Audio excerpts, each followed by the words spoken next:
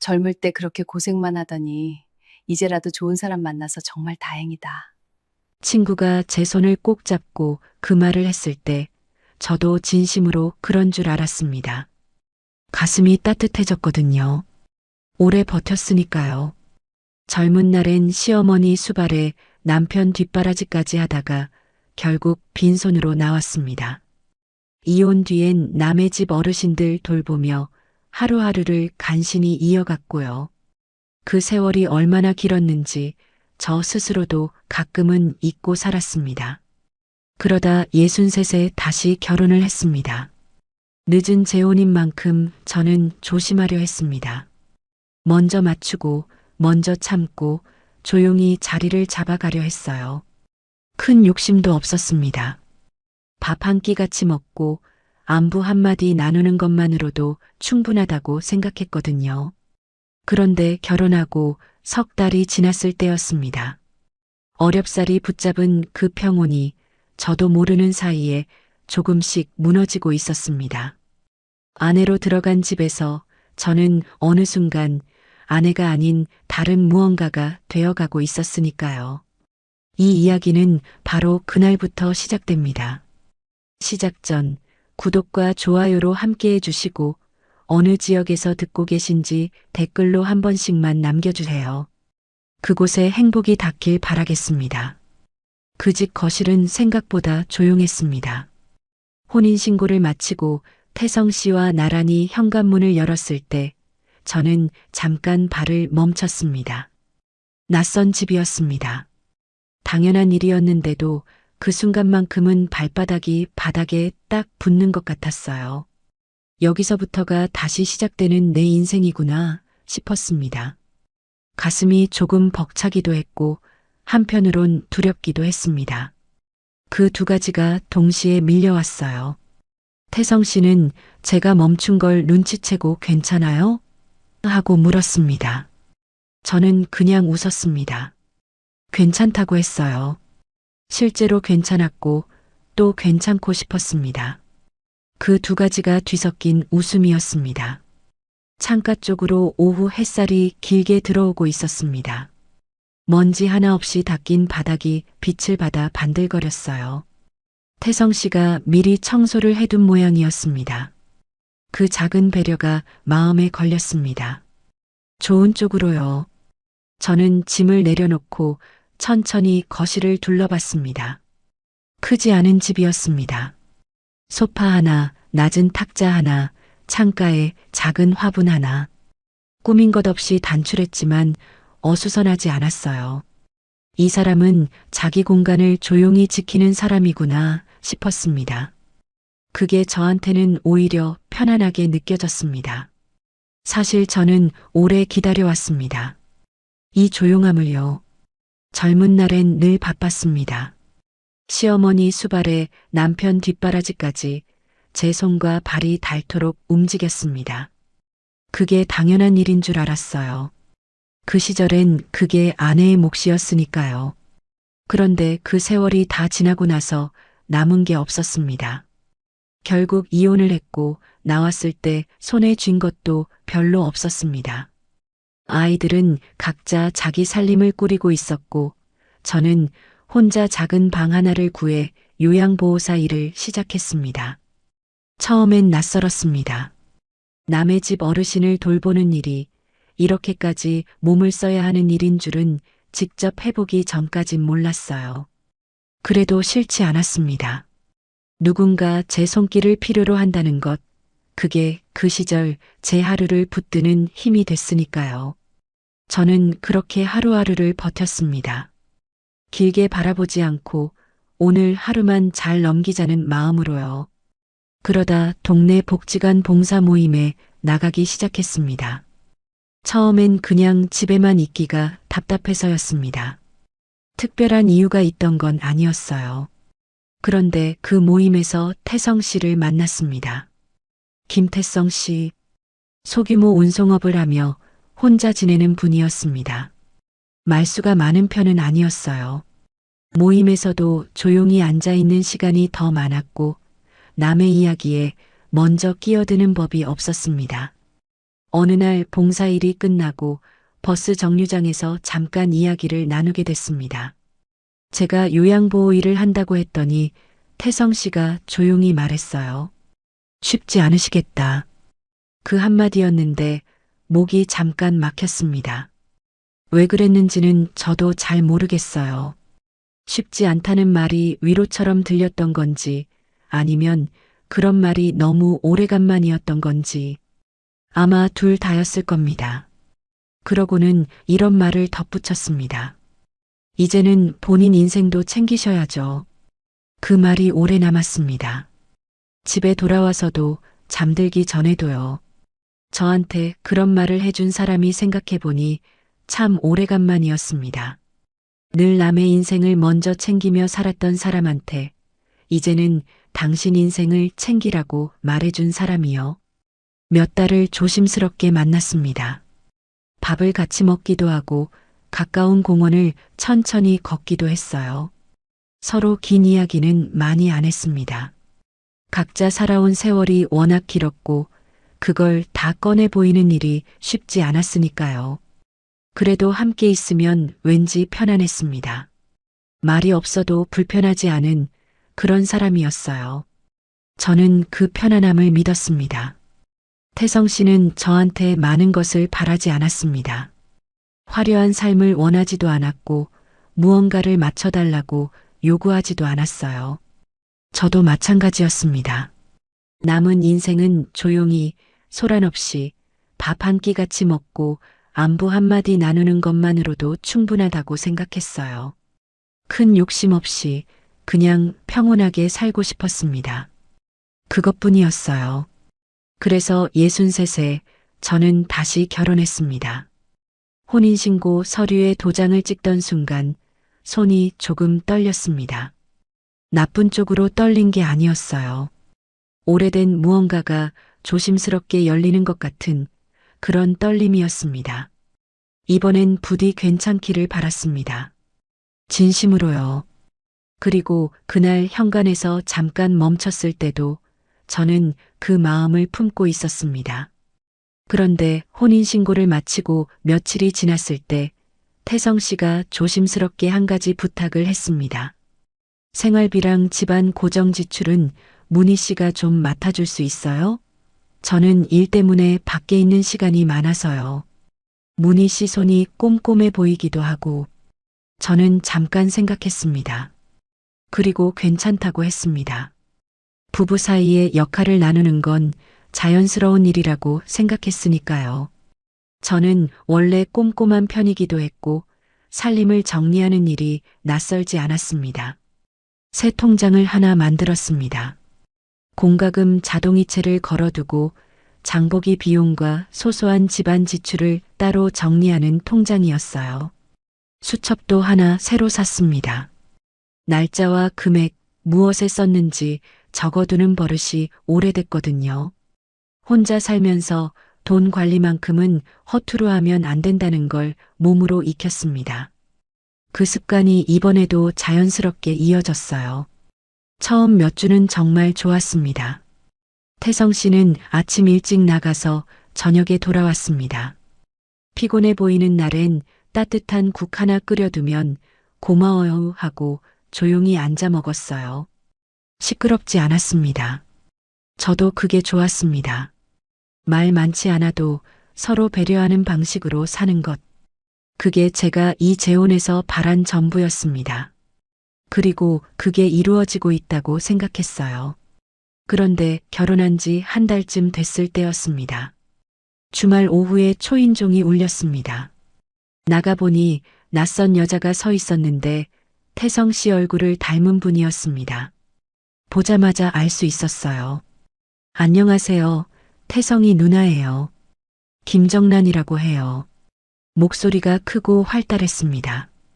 집안을 한번 훑어보는 눈이 빠르더군요. 저는 인사를 드리고 안으로 모셨습니다. 차를 내드리고 마주 앉았어요.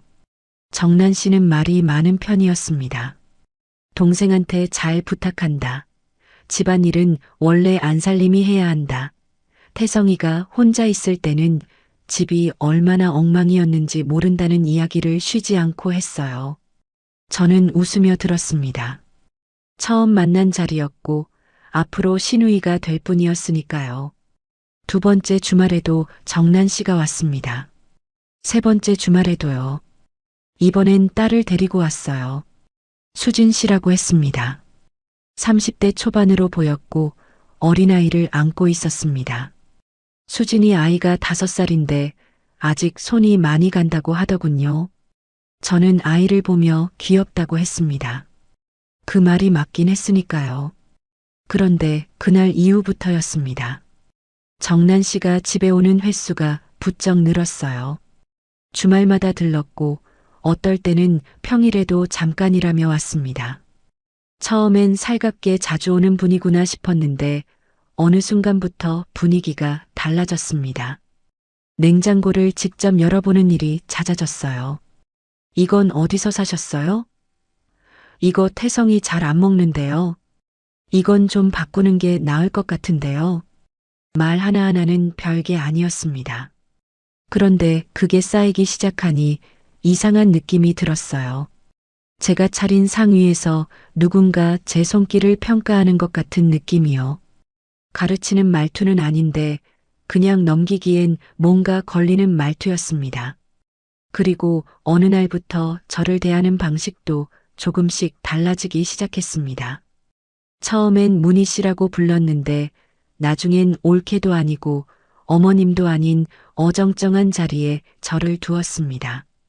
수진 씨는 뭔가를 부탁할 때만 어머님이라고 불렀고 그 외의 시간엔 저를 투명하게 대했어요. 있어도 없는 것처럼 대화에 끼워주는 것 같으면서도 끼워주지 않는 방식이었습니다. 저는 그 느낌을 말하지 않았습니다. 제가 예민한 건지도 모른다고 생각했거든요. 처음이니까 어색한 것뿐이라고 시간이 지나면 나아지겠지 하고 스스로를 달랬습니다. 그래서 더 맞추려고 했어요. 정난 씨가 좋아하는 반찬을 한 가지씩 더 준비해 두기도 했고 수진 씨 아이가 오면 과일을 미리 깎아 내놓기도 했습니다. 그게 친해지는 방법이라고 믿었거든요. 나중에 생각해 보니 그게 제 첫 번째 실수였습니다. 그 집에서 제 자리는 이미 조금씩 정해지고 있었습니다. 아내로서의 자리가 아니라 거절을 잘 못하는 사람, 맞춰주는 사람, 시키면 하는 사람으로요. 그런데 저는 몰랐습니다. 알아채기엔 그 평온이 너무 소중했어요. 오래 기다려온 것이었으니까요. 그래서 더 참았고, 더 웃었고, 더 맞췄습니다. 그 집 거실은 여전히 조용했습니다. 그리고 그 조용함이 무언가를 서서히 감추고 있다는 걸 저는 아직 눈치채지 못하고 있었습니다. 그 집에서 제 자리가 왜 아내보다 일손에 가까워졌을까요? 그 답은 생각보다 훨씬 빨리 드러났습니다. 결혼하고 석 달쯤 됐을 때였습니다.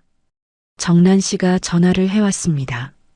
목소리가 평소보다 조금 더 들떠 있었어요. 문희 씨, 이번 달에 제삿날이잖아요. 우리 집안은 원래 크게 하거든요. 미리 같이 준비해요. 저는 당연히 그래야 한다고 생각했습니다. 가족이 됐으면 제삿날 하나 같이 준비하는 건 당연한 일이잖아요. 오히려 불러줘서 고맙다 싶었어요. 그 집 식구로 받아들여지는 것 같았거든요. 그랬습니다. 그때만 해도요. 제삿날 일주일 전부터 준비가 시작됐습니다. 정난 씨가 장볼 목록을 보내왔습니다. 문자로요. 생선 종류부터 나물 재료, 과일 종류까지 꽤 길었어요. 저는 수첩에 옮겨 적고 시장을 돌았습니다. 무거운 봉투를 들고 버스를 타고 돌아오면서도 별 생각이 없었습니다.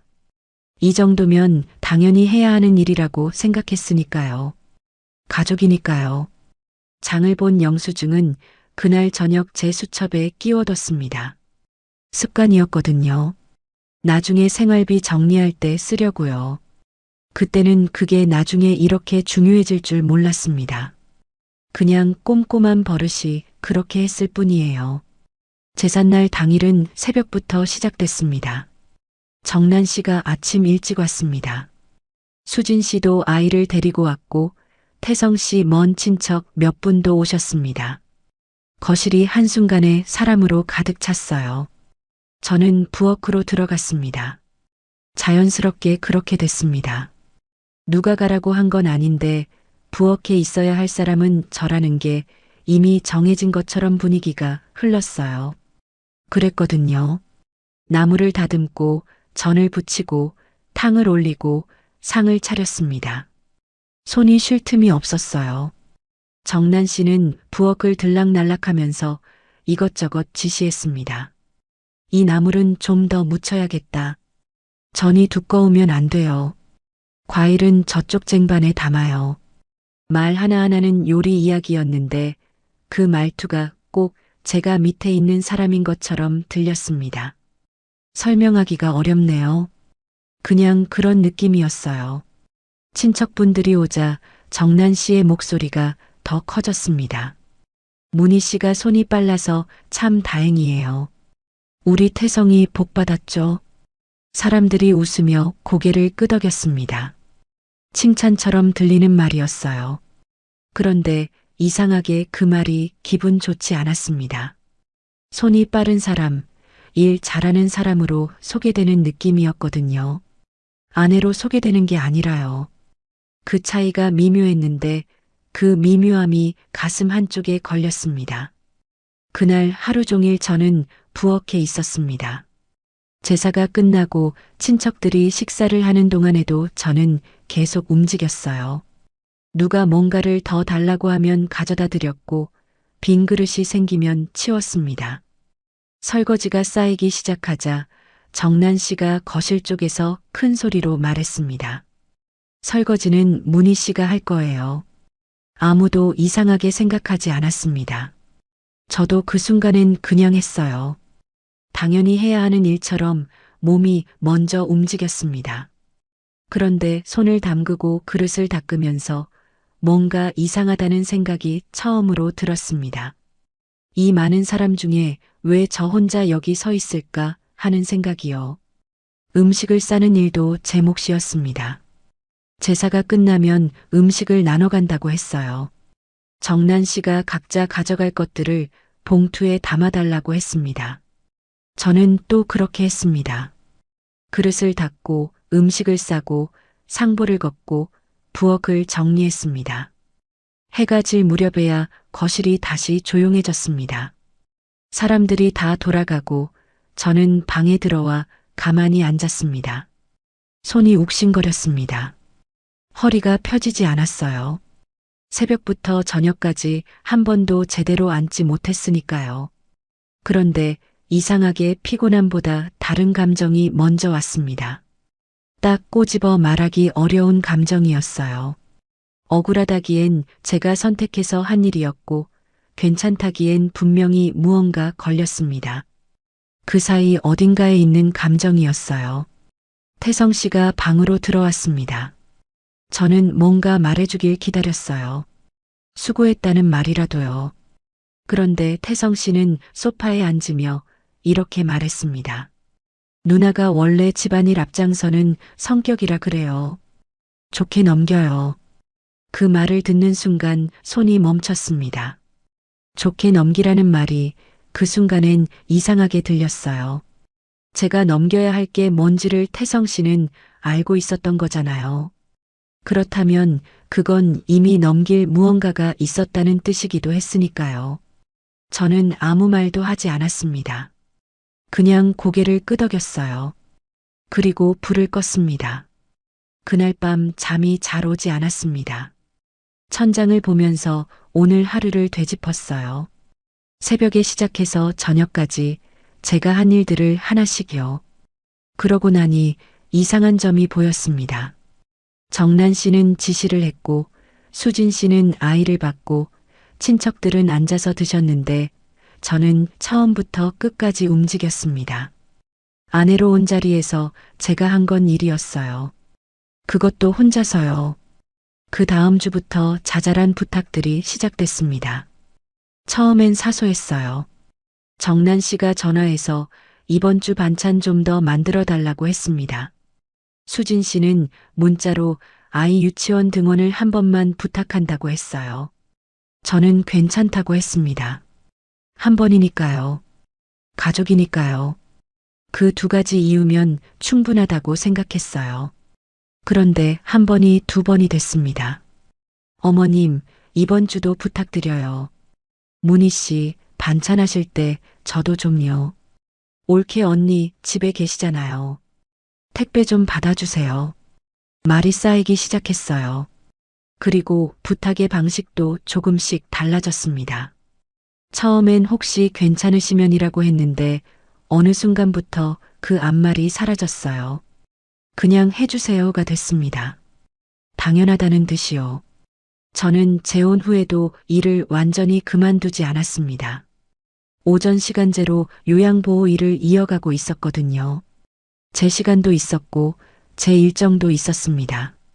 그런데 수진 씨는 그걸 모르는 것처럼 굴었어요. 아니, 알면서도 제 시간을 자기 편한 쪽으로 당겨다 쓰는 것 같았습니다. 등원 부탁이 들어오는 시간이 꼭 제 일이 있는 날 오전이었거든요. 한두 번은 일정을 조정해서 갔습니다. 괜찮다고 생각했으니까요. 그런데 세 번째 부탁이 왔을 때 저는 그날 취소하기 어려운 근무가 있었습니다. 정난 씨한테 말했어요. 그날은 제가 일이 있어서 어렵겠어요. 그랬더니 정난 씨가 한숨을 쉬며 말했습니다. 가족끼리 그 정도도 못 해줘요? 그 말이 목에 걸렸습니다. 숨이 잠깐 막혔어요. 제가 거절한 게 아니었거든요. 일이 있다고 말한 거였는데 그게 가족을 못 챙기는 사람으로 돌아왔습니다. 저는 그 순간 아무 말도 못했어요. 뭔가 말하려다가 그냥 삼켰습니다. 또 좋게 넘겼습니다. 그런데 그날 밤 수첩을 펼쳤습니다. 지난 석 달 동안 제가 한 일들을 적어 내려갔습니다. 장보기 날짜와 금액, 등원 간 날, 병원 동행한 날, 택배 받은 날, 취소한 근무 일정. 하나씩 적으니까 꽤 길었습니다. 그리고 금액도 생각보다 컸어요. 제삿날 장보기에서 시작해서 친척 다과값, 수진 씨 아이 간식값, 정난 씨가 급하다며 부탁한 소소한 지출까지 다 제 카드에서 나간 것들이었습니다. 저는 수첩을 덮으며 한참 앉아 있었습니다. 호의라고 생각했습니다. 가족이니까, 처음이니까, 맞춰가는 과정이니까. 그렇게 생각하며 넘겼던 시간들이었는데 수첩에 적어놓고 보니 다른 모양이었어요. 호의는 한두 번이었고 나머지는 당연하게 흘러간 것들이었습니다. 제가 참고 넘어간 게 예의가 아니라 이용당하기 좋은 틈이 된 건 아닐까 하는 생각이 그날 처음 들었습니다. 두려웠습니다. 그게 맞는 생각일까 봐요. 그리고 더 두려운 건 그 생각이 맞다면 저는 지금껏 무엇을 지키려고 그렇게 참아왔던 걸까 하는 거였습니다. 평온을 지키려 했는데 그 평온이 사실은 제 자리를 내준 대가였던 건 아닐까 싶었거든요. 손이 떨렸습니다. 수첩을 쥔 채로요. 그들은 정말 몰랐던 걸까요? 아니면 처음부터 알고 있었던 걸까요? 저는 그날 밤 그 답을 찾지 못했습니다. 하지만 한 가지는 알았습니다. 더는 그냥 넘기면 안 된다는 것을요. 그 일이 있고 난 뒤로 저는 며칠 동안 수첩을 다시 펼치지 않았습니다. 펼치면 또 생각하게 될 것 같았거든요. 그리고 생각하다 보면 화가 날 것 같았고, 화가 나면 제가 먼저 흔들릴 것 같았습니다.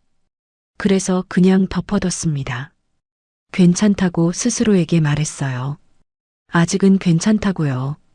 그런데 수첩을 덮는다고 현실이 멈추는 건 아니었습니다. 부탁은 계속 왔습니다. 아니, 더 자주 왔습니다.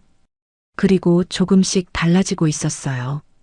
처음엔 부탁이었는데 나중엔 통보에 가까워졌습니다. 그 변화가 어느 순간에 일어났는지 정확히는 모르겠어요. 워낙 천천히 조금씩 달라졌으니까요. 물이 끓는 걸 모르는 개구리처럼 저도 그 온도 변화를 너무 늦게 알아챘습니다. 수진 씨의 연락이 잦아진 건 제삿날 이후부터였습니다. 처음엔 문자였어요. 어머님, 이번 주 화요일 오전에 아이 유치원 등원 좀 부탁드려도 될까요? 조심스러운 말투였고 끝에 이모티콘도 붙어 있었습니다. 저는 괜찮다고 했어요. 화요일 오전이면 제 근무가 없는 날이었으니까요. 한번 도와주는 게 뭐가 어렵나 싶었습니다.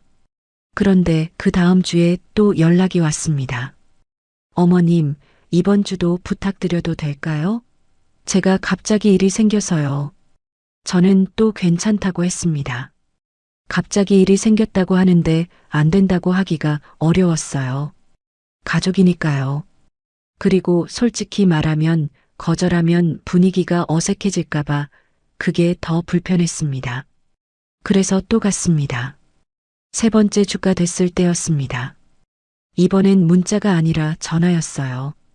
수진 씨 목소리가 처음보다 훨씬 편해져 있었습니다.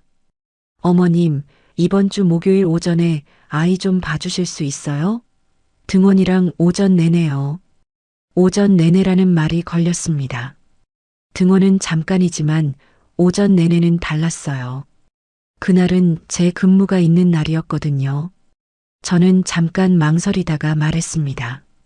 목요일은 제가 오전에 일이 있어서요. 오후라면 몰라도. 수진 씨가 잠깐 침묵했습니다. 그러고는 이렇게 말했어요. 아, 그러세요? 그럼 어떡하죠? 말투가 달라져 있었습니다. 처음에 조심스러움이 없었어요. 어떡하죠? 라는 말이 마치 제가 뭔가 잘못한 것처럼 들렸습니다. 저는 괜히 미안해졌어요. 그게 또 이상했습니다. 제가 거절한 것도 아닌데 제 일정을 말했을 뿐인데 왜 미안해야 하는 건지요. 그날 저녁 정난 씨한테서 전화가 왔습니다. 문희 씨, 수진이한테 들었는데요. 목요일이 어렵다고요? 저는 네, 그날은 일이 있어서요. 라고 했습니다. 정난 씨가 잠깐 뜸을 들이더니 말했어요. 가족끼리 그 정도는 해줄 수 있잖아요. 수진이도 쉽지 않은 상황이거든요. 그 말에 가슴이 서늘해졌습니다. 제가 틀렸다는 건지, 제가 부족하다는 건지, 가족끼리 그 정도는 해줄 수 있다는 말이 저는 그 정도도 못 해주는 사람이라는 말처럼 들렸거든요. 저는 결국 알겠다고 했습니다. 근무를 조정해 보겠다고요. 전화를 끊고 나서 한참 앉아 있었어요. 제가 뭘 한 건지 모르겠었습니다. 거절을 한 것도 아니고 결국 하겠다고 한 건데 기분이 왜 이렇게 이상한 건지요. 마치 제가 잘못을 인정한 것 같은 기분이었습니다. 근무를 바꾸는 건 쉬운 일이 아니었어요. 같이 일하는 분께 양해를 구해야 했고 그분 일정도 맞춰야 했습니다. 그런데 정난 씨도 수진 씨도 그 부분은 묻지 않았습니다. 제 사정은 궁금하지 않은 것 같았어요. 그 뒤로 부탁의 종류가 늘어났습니다. 아이 등원만이 아니었어요. 수진 씨가 병원을 간다고 했습니다. 같이 있어 달라고 했어요. 혼자 가기가 불안하다고 잠깐만요 라고 했는데 실제로는 오전 내내였습니다. 검사 결과를 기다리는 시간이 길었거든요. 저는 그날도 함께 있었습니다. 돌아오는 길에 택시를 탔는데 요금은 제가 냈어요. 수진 씨가 지갑을 안 가져왔다고 했거든요. 나중에 드릴게요 했는데 그 말은 그걸로 끝이었습니다. 반찬 이야기도 나왔습니다. 정난 씨가 문희 씨 손맛이 좋으니까 반찬 좀 자주 해줘요라고 했어요. 처음엔 가끔이었습니다. 그런데 가끔이 매주가 됐어요.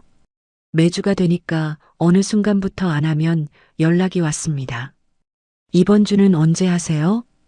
마치 제가 해야 하는 일이 된 것처럼요. 택배 이야기도 있었습니다. 수진 씨가 낮에 집을 비우는 날이 많으니까 택배를 제 집으로 보내도 되냐고 했어요. 한두 번이라고 했습니다. 저는 괜찮다고 했어요. 그런데 그 한두 번이 언제부터인지 고정이 됐습니다. 일주일에 두세 번씩 택배가 왔고 저는 받아서 쌓아두고 수진 씨가 가져가는 걸 기다렸습니다. 가져가면서 어머님 감사해요 한마디 하고 갔어요. 그 말이 인사인지 당연하다는 말인지 구분이 안 됐습니다. 어느 날 태성 씨한테 말을 꺼냈습니다. 조심스럽게요. 요즘 수진 씨 부탁이 많아서 제 시간을 쓰기가 어렵다고요. 태성 씨는 제 말을 듣더니 잠깐 생각하다가 말했습니다. 수진이가 원래 좀 그래요. 나쁜 마음은 아닌데 어리광이 있는 편이라 그냥 좀 받아줘요. 어리광이라는 말이 귀에 걸렸습니다. 30대 중반 다 된 어른이 어리광이라는 말로 설명되는 게 이상했어요. 그리고 그냥 받아주라는 말도요. 태성 씨는 제 상황을 나쁘게 보는 게 아니었습니다. 그냥 좋게 넘기는 사람이었어요. 늘 그랬습니다. 누나 이야기가 나오면, 수진 씨 이야기가 나오면 항상 같은 말이었습니다. 좋게 봐요.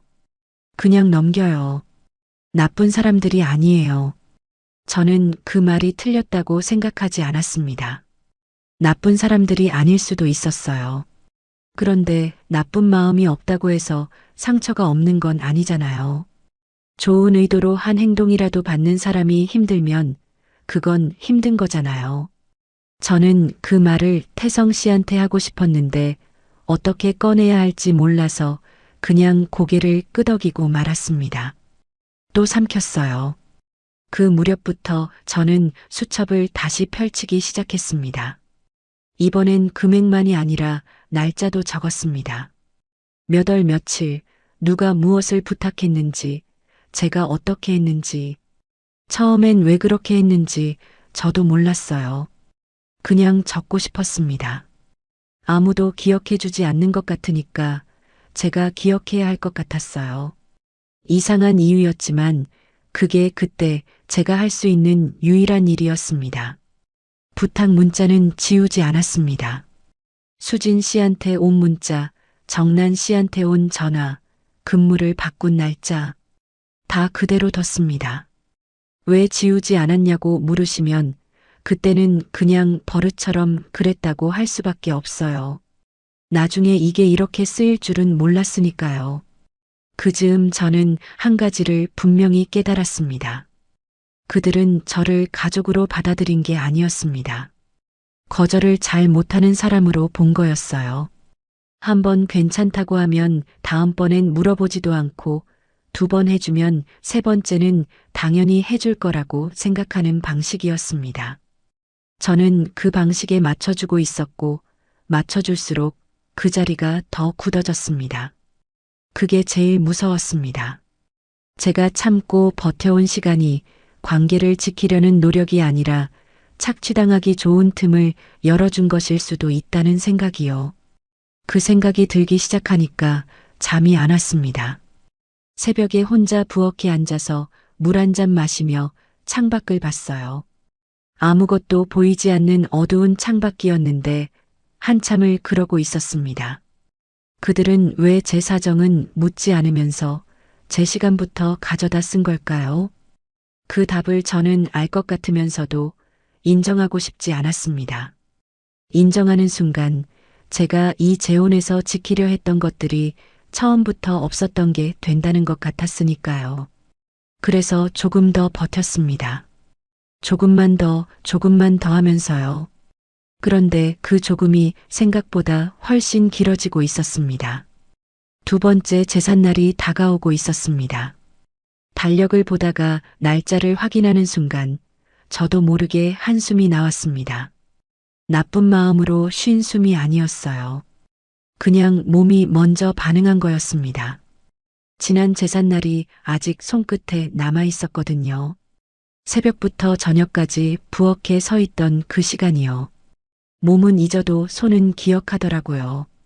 그런데 이번엔 이상한 게 일의 양만이 아니었습니다. 돈이었습니다. 처음 알아챈 건 아주 사소한 순간이었어요.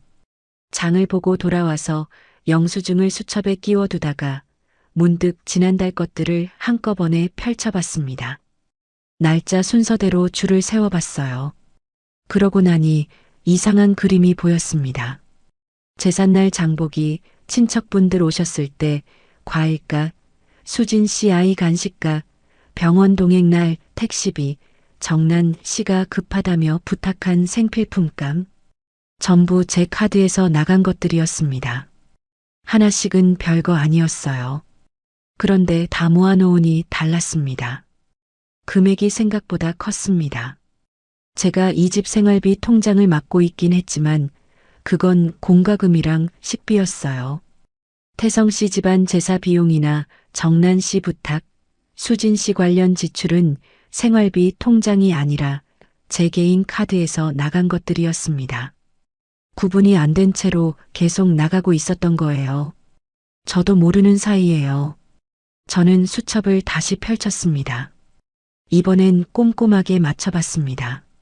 날짜, 금액, 어디서 누구 때문에 쓴 건지 하나씩 적으면서 손이 느려졌어요. 적으면 적을수록 이상해졌거든요. 제가 이 집 살림을 맡은 건 맞는데 이 집 살림이 어느 순간부터 태성 씨 가족 전체의 살림이 돼 있었습니다. 그리고 그 중심에 제 통장이 있었고요. 처음으로 돌아가 생각해 봤습니다. 태성 씨가 혼인신고 직후에 생활비와 고정 지출을 맡아달라고 했을 때 저는 당연히 우리 두 사람의 살림이라고 생각했습니다. 공과금, 식비, 소소한 집안 지출. 그 정도였어요. 그런데 어느 순간부터 범위가 넓어졌습니다. 제삿날 장보기가 생활비에 포함됐고 친척분들 식사 비용이 자연스럽게 제 카드로 넘어왔고 수진 씨 관련 지출도 어느 순간부터 제가 먼저 내는 구조가 됐습니다. 태성 씨는 나중에 한꺼번에 맞추면 된다고 했었습니다. 그 말이 기억났어요. 혼인신고하고 얼마 안 됐을 때 제삿날 비용 이야기가 나왔을 때였습니다. 제가 먼저 내면 나중에 정리하면 된다고 했어요. 저는 그 말을 믿었습니다. 부부 사이에 돈 따지는 사람처럼 보이기 싫었거든요. 또 제가 생활비 통장을 맡고 있으니까 어차피 제가 정리하는 게 자연스럽다고 생각하기도 했고요. 그런데 나중에 한꺼번에 맞추는 날은 오지 않았습니다.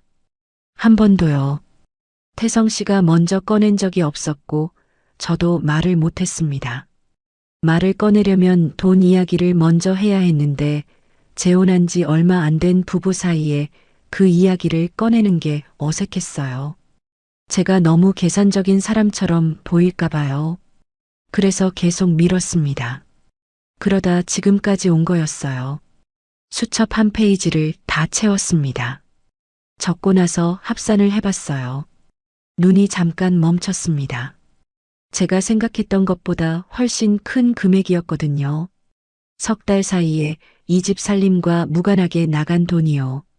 제삿날 재료비, 친척 다과가, 수진 씨 병원 택시비, 아이 간식값, 정난 씨가 급하다며 부탁한 생활비성 지출. 그게 다 제 통장에서 빠져나가 있었습니다. 저는 한참 그 숫자를 들여다봤습니다. 숫자가 문제가 아니었어요. 물론 금액이 작지는 않았지만 그보다 더 큰 문제가 있었습니다. 저는 이 돈을 낼 때 한 번도 제대로 동의한 적이 없었다는 거예요. 그냥 흘러가듯 나갔습니다. 분위기상, 상황상, 가족이니까. 그 세 가지 이유로 계속 제 카드가 먼저 나갔던 거예요. 누가 강요한 것도 아닌데 거절하기 어려운 상황이 계속 만들어졌습니다. 그날 밤 잠이 오지 않았습니다. 천장을 보면서 이 상황을 어떻게 설명해야 할지 생각했어요. 나쁜 사람들이 일부러 돈을 뜯어간 건 아니었습니다. 그런데 결과적으로 보면 제 돈이 그 집안 여기저기로 스며들어가고 있었습니다. 물이 낮은 곳으로 흐르듯 아무도 막지 않으니까 자꾸 그쪽으로 흘렀던 거예요. 그리고 막지 않은 사람은 저였습니다. 그게 제일 서러웠어요. 제가 막았어야 했는데 막지 못했다는 게요. 가족이니까, 처음이니까, 어색하니까. 그 이유들이 다 맞는 말이었는데 결국 그 이유들이 저를 이 자리에 오게 만들었습니다. 눈물이 날 것 같았는데 나오지는 않았어요. 눈이 뜨거워지다가 그냥 식었습니다. 다음 날 아침 저는 통장 내역을 출력했습니다. 은행에 가서 지난 석 달치를 뽑았어요. 그걸 수첩에 적어둔 것들과 하나씩 대조했습니다. 날짜가 맞는지, 금액이 맞는지, 어디서 나간 건지. 생각보다 정확하게 맞아떨어졌습니다. 제가 수첩에 적어둔 게 틀리지 않았어요. 꼼꼼하게 적어온 버릇이 이렇게 쓰일 줄은 몰랐지만 그 버릇이 지금 저를 붙들어주고 있었습니다. 부탁 문자도 다시 꺼내봤습니다.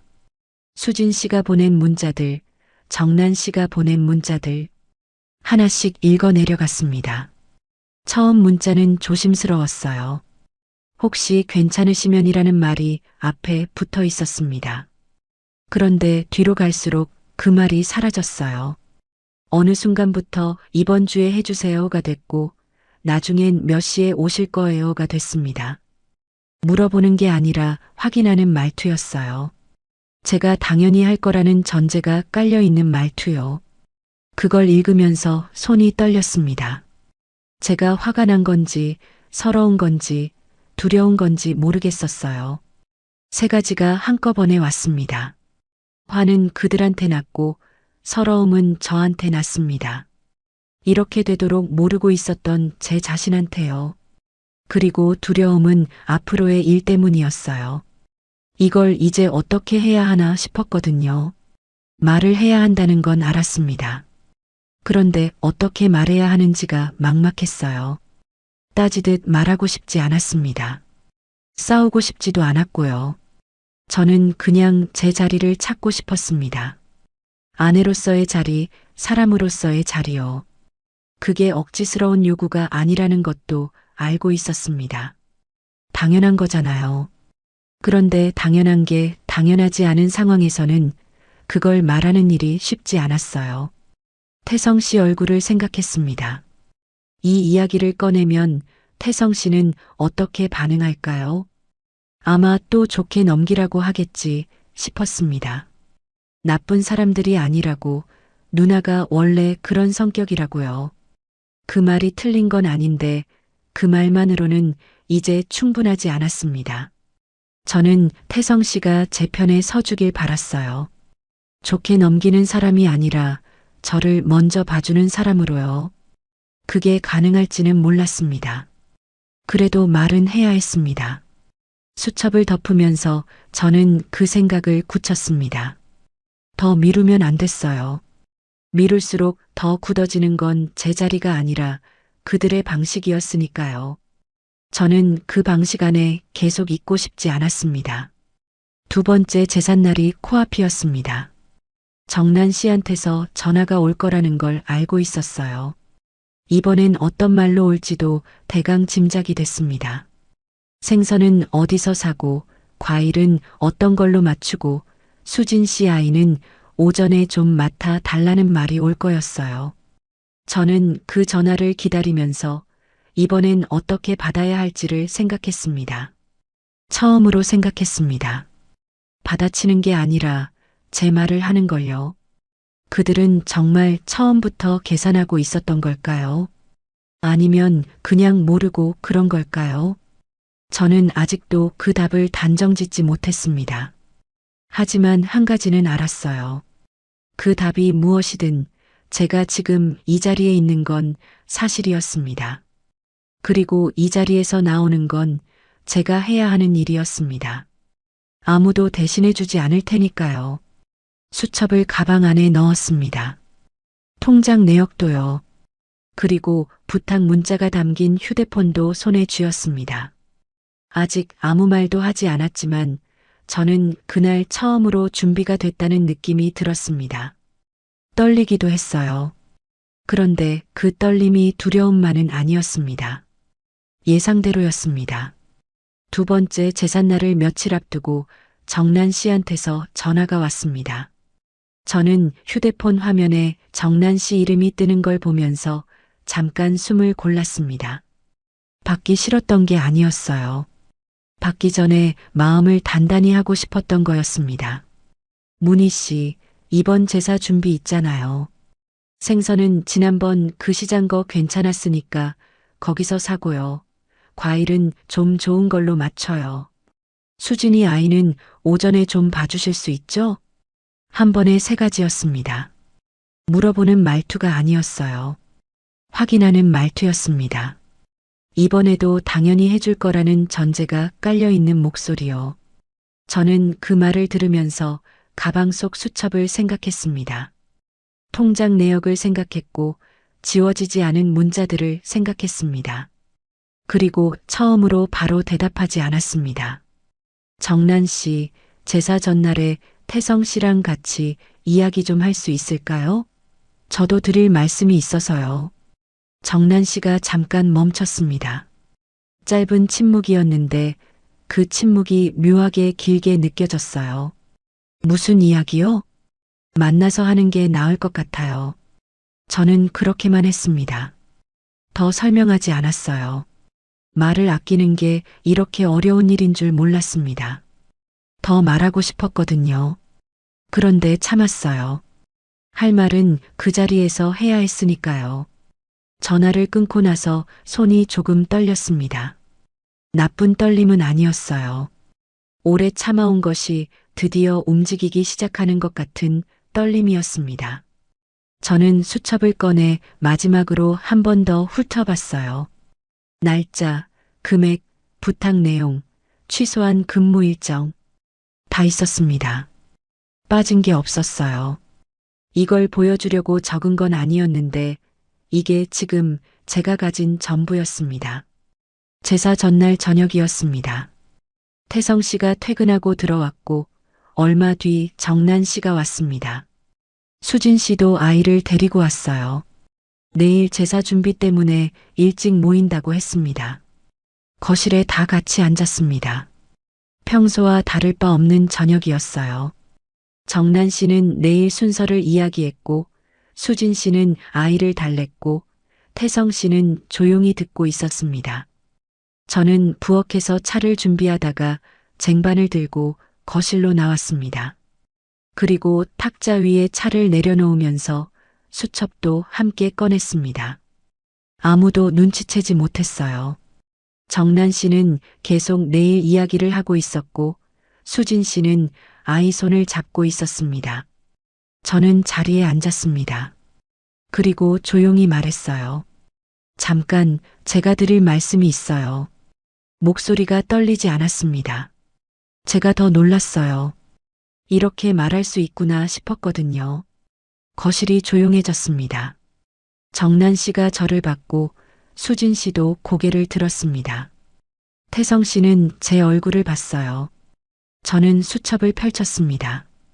결혼하고 지금까지 석 달 동안 제가 이 집 생활비 외에 따로 쓴 돈을 정리해 봤습니다.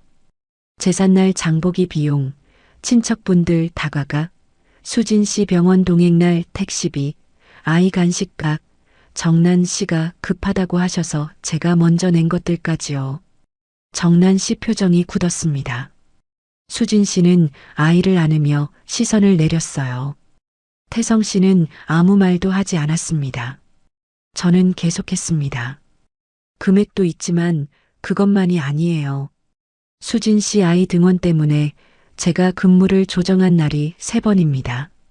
병원 동행은 2번이고요. 정난 씨 부탁으로 장을 본 날짜도 다 적어뒀습니다. 날짜랑 금액이랑 문자가 다 있어요. 수진 씨가 먼저 말했습니다. 어머님, 그걸 다 적어두셨어요? 그 말이 이상하게 들렸습니다. 놀란 것 같기도 했고 당황한 것 같기도 했어요. 그런데 그 말 안에 다른 뭔가가 있었습니다. 제가 기록해뒀다는 사실이 불편한 것 같은 뉘앙스요. 마치 기록하면 안 되는 것을 기록한 사람처럼 저를 보는 눈빛이었습니다. 그게 더 서러웠어요. 제가 상처받은 건 아무도 기억하지 않아도 제가 적어뒀다는 건 이상하게 보는 거잖아요. 저는 그 서러움을 꾹 눌렀습니다. 지금은 흔들리면 안 됐거든요. 네, 다 적어뒀습니다. 제가 원래 꼼꼼한 편이라서요. 그렇게만 말했습니다. 담담하게요. 설명하거나 변명하지 않았어요. 정난 씨가 목소리를 가다듬었습니다. 문희 씨, 우리가 뭘 잘못했다는 거예요? 가족끼리 서로 돕는 거잖아요. 저는 그 말을 예상했습니다. 그래서 바로 받았어요. 저도 가족끼리 서로 돕는 건 맞다고 생각해요. 그런데 돕는 것과 떠맡는 건 다르거든요. 지난 석 달 동안 제가 도운 건지 떠맡은 건지 여쭤보고 싶었습니다. 정난 씨가 입을 열었다가 닫았습니다. 수진 씨는 아이 머리를 쓰다듬으면서 아무 말도 하지 않았어요. 태성 씨는 수첩 쪽으로 손을 뻗었습니다. 제가 건네드렸어요. 태성 씨가 수첩을 받아서 천천히 들여다봤습니다. 한참이 지났습니다. 거실이 조용했어요. 아이가 뭔가 옹알거리는 소리만 났습니다. 태성 씨가 수첩에서 눈을 들지 않았어요. 페이지를 넘기면서 계속 읽었습니다. 저는 그 모습을 보면서 숨을 천천히 쉬었습니다. 가슴이 두근거렸지만 목소리는 흔들리지 않으려 했어요. 태성 씨가 수첩을 내려놓았습니다. 그리고 정난 씨를 봤습니다. 처음 보는 표정이었어요. 항상 좋게 넘기고 괜찮다고 하고 누나 편을 들던 태성 씨가 아니었습니다. 입을 꾹 다문 채로 수첩을 탁자 위에 놓는 손이 무거워 보였어요. 누나, 내가 몰랐네. 짧은 말이었습니다. 그런데 그 짧은 말이 거실 공기를 바꿨어요. 정난 씨가 뭘 몰라? 하고 되물었는데 목소리가 처음보다 작아져 있었습니다. 문희 씨가 이렇게까지 쓴 줄 몰랐어. 내가 신경을 못 썼어. 저는 그 말을 들으면서 눈이 뜨거워졌습니다. 참았어요. 지금 울면 안 됐거든요. 울면 제가 약해 보이는 게 아니라 이 자리가 감정 싸움이 돼버릴 것 같았습니다. 저는 그러고 싶지 않았어요. 따지러 온 게 아니었으니까요. 저는 다시 천천히 말했습니다. 저는 다투고 싶은 게 아니에요. 따지려는 것도 아니고요. 그냥 알고 싶었습니다. 저를 이 집 가족으로 생각하시는 건지 아니면 편하게 쓸 수 있는 사람으로 보시는 건지요. 정난 씨가 그게 무슨 말이에요 하고 말했지만 목소리에 힘이 없었습니다. 아까처럼 쏘아붙이는 말투가 아니었어요. 뭔가 계산하는 것 같은 침묵이 뒤따랐습니다. 수진 씨가 그때 처음으로 말했습니다. 어머님, 저는 정말 몰랐어요. 부담이 되셨으면 진작 말씀해 주시지. 그 말도 이상하게 들렸습니다. 진작 말했어야 한다는 게 말 못하게 만든 분위기는 생각하지 않는 말이었으니까요. 저는 그냥 조용히 받았어요. 이제 말씀드리고 있잖아요. 더 잘라 말하거나 쏘아붙이지 않았습니다. 그게 제가 할 수 있는 가장 단단한 대답이었어요. 태성 씨가 정난 씨를 보며 말했습니다. 누나, 앞으로 제사 비용은 각자 분담하는 걸로 하자. 그리고 수진이 아이 일은 문희 씨한테 먼저 묻지 마. 정난 씨가 그게 무슨 소리야 하고 말했지만 태성 씨는 이번엔 물러서지 않았습니다. 저는 그 모습이 낯설었어요. 항상 좋게 넘기던 사람이 처음으로 선을 긋고 있었습니다. 그 선이 저를 위한 것이라는 게 느껴졌어요. 늦었지만요. 수진 씨가 조용히 물었습니다. 그럼 아이 등원은 어떻게 해요? 저는 그 말이 또 어이없었지만 내색하지 않았습니다. 수진 씨 일이니까 수진 씨가 방법을 찾으셔야죠. 제가 형편이 되는 날은 도와드릴 수 있어요. 하지만 당연한 건 아니에요. 거실이 다시 조용해졌습니다. 정난 씨가 서운하다는 표정을 지었어요. 입술을 꼭 다물고 시선을 창가 쪽으로 돌렸습니다. 수진 씨는 아이를 안고 일어섰어요. 분위기가 어색해진 건 맞았습니다. 그런데 저는 이상하게 흔들리지 않았어요. 예전 같았으면 이 어색함을 제가 먼저 풀려 했을 겁니다. 차라도 한 잔 더 드리고 웃으면서 넘기고 괜찮다고 했겠지요. 그런데 그날은 그러지 않았습니다. 어색한 건 어색한 거였어요. 제가 풀어야 할 어색함이 아니었습니다. 태성 씨가 저를 봤습니다. 눈빛이 미안하다고 하고 있었어요. 말은 하지 않았지만 알 수 있었습니다. 저는 고개를 살짝 끄덕였어요. 괜찮다는 게 아니라 알았다는 뜻으로요. 정난 씨와 수진 씨가 돌아갔습니다. 현관문이 닫히는 소리가 났습니다. 거실이 다시 조용해졌어요. 태성 씨가 탁자 위 수첩을 가만히 바라봤습니다. 저는 그 수첩을 집어 가방에 넣었어요. 고생했어요. 태성 씨가 말했습니다. 짧은 말이었는데 오늘 처음 듣는 말 같았어요. 석 달 만에 처음으로 제대로 들리는 말이었습니다. 목이 잠깐 잠겼어요. 그래도 참았습니다. 제가 더는 하지 않겠다고 했을 때 가장 먼저 다급해진 건 정난 씨였습니다. 그리고 가장 오래 침묵한 건 태성 씨였어요. 그 두 가지가 제게 많은 걸 말해줬습니다. 그날 밤은 이상하게 잠이 잘 왔습니다. 며칠 동안 뒤척이던 새벽들이 거짓말처럼 사라졌어요. 눈을 감자마자 잠이 들었고 꿈도 꾸지 않았습니다. 아침에 눈을 떴을 때 천장이 평소보다 밝아 보였어요. 달라진 건 아무것도 없었습니다. 그런데 뭔가 달랐어요. 제 안에서요. 말하고 나서야 비로소 몸이 쉬었습니다. 그랬거든요. 태성 씨는 아침에 일찍 나갔습니다. 나가기 전에 현관에서 잠깐 멈추더니 말했어요. 어제 고생했어요. 내가 진작 챙겼어야 했는데 저는 괜찮다고 하지 않았습니다. 예전 같았으면 아니에요. 괜찮아요. 라고 했겠지요. 그런데 그날은 그냥 고개를 끄덕였어요.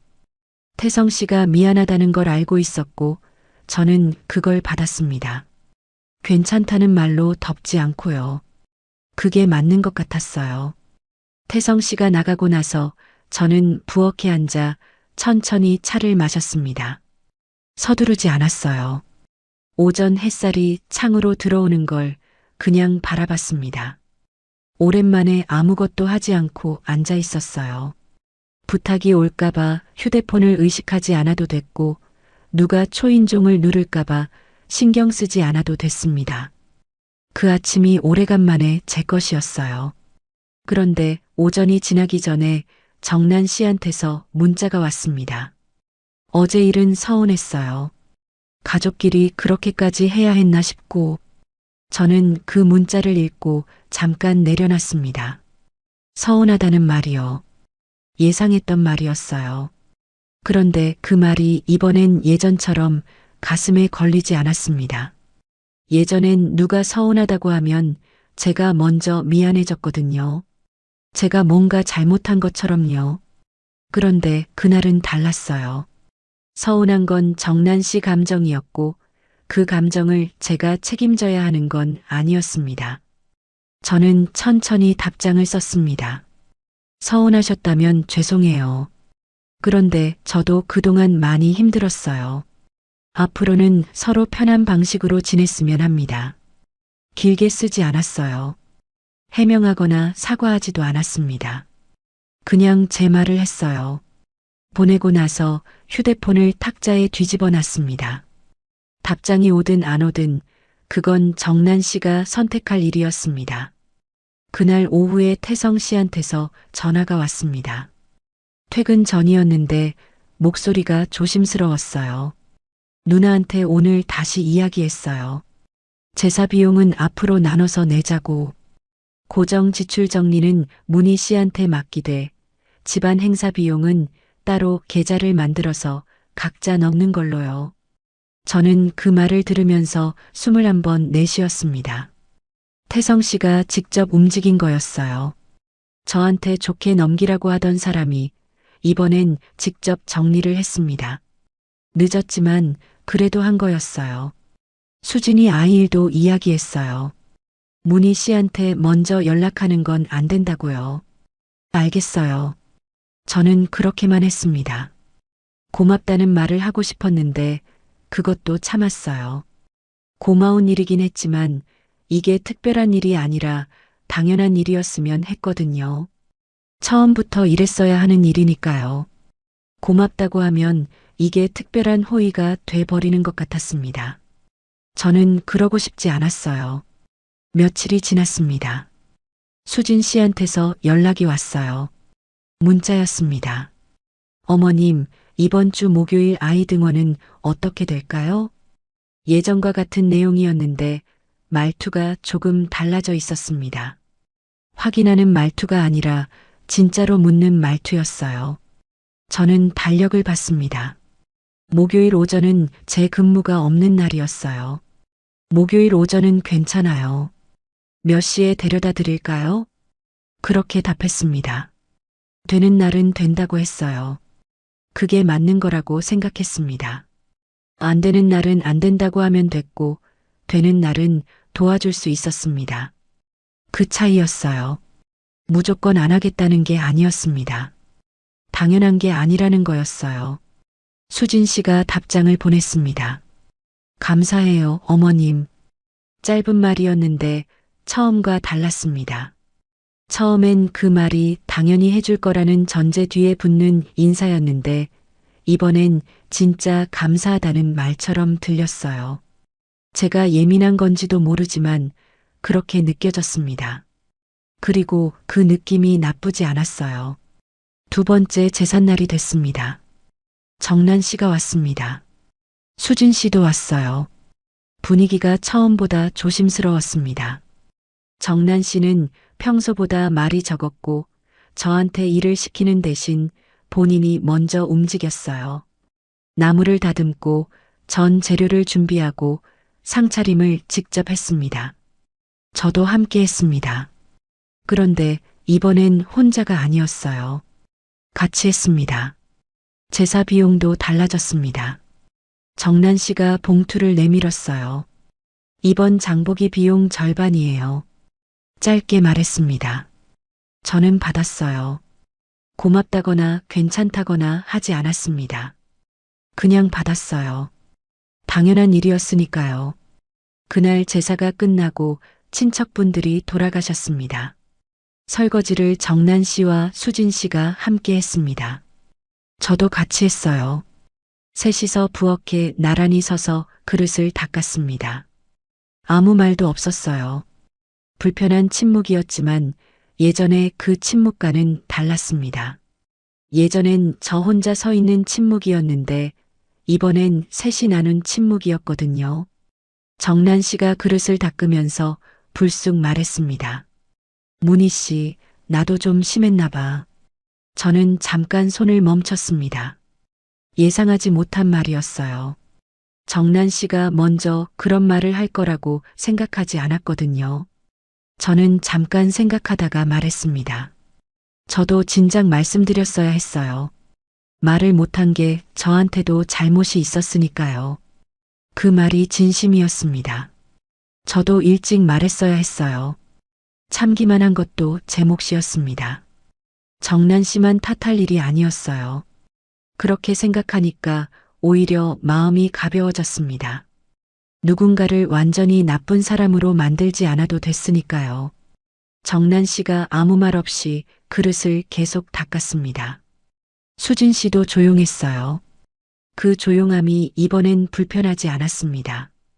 그날 저녁 태성 씨와 둘이 남게 됐을 때였습니다. 태성 씨가 소파에 앉아 저를 보더니 말했어요.